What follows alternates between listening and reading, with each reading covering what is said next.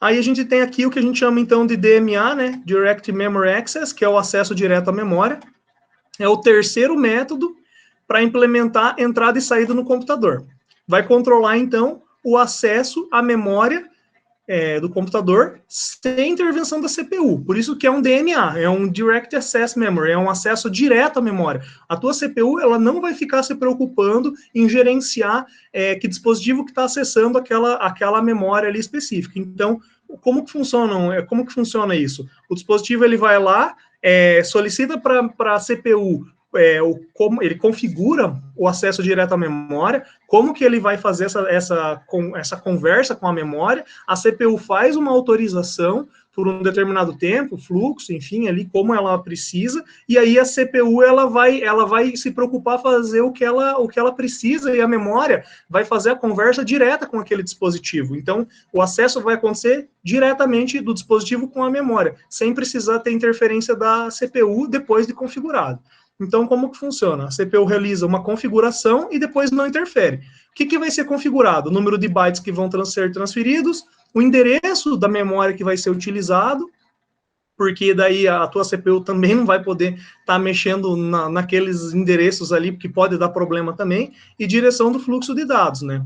E ao término, quando o dispositivo já não estiver mais utilizando a memória, ele gera uma interrupção, mais uma interrupção, e a CPU, então, ela sabe que foi encerrado, aí aquela memória ali, ela está, então, disponível para a CPU poder utilizar novamente, para fazer as tarefas ali que ela precisa, tá? Por exemplo, utilizar lá para os seus processos ou para suas tarefas, tá?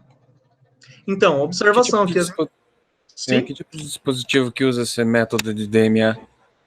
Então, você tem alguns dispositivos internos ali do seu computador, né? Que vão estar acessando ali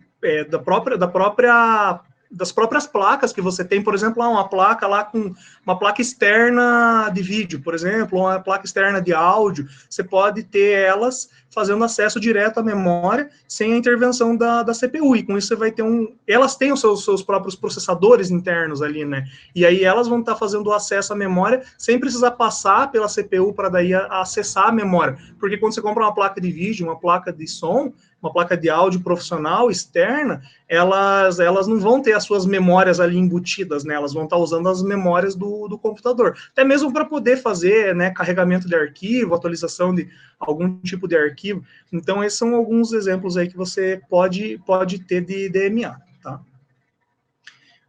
Então, algumas observações aqui de interrupção, né? Elas vão ter que ser usadas com cautela, como eu já falei no slide anterior, evitar que a sua execução seja dada em momentos inconvenientes. Então, às vezes, você está lá num momento crítico que a tua CPU não poderia parar para fazer outra coisa, e aí, se essa interrupção ela vier num momento crítico de execução, pode ser que a tua CPU ela pare um processo no meio que ela não deveria parar e, por fim, impeça o funcionamento aí da CPU, por ela, por exemplo, estar super utilizada para interrupção. Então, ela tem tanta interrupção que ela tem que atender que ela não consegue nem executar o sistema operacional. O que acontece? Colapsa, né? O teu sistema ele não funciona. Então, ele para de funcionar.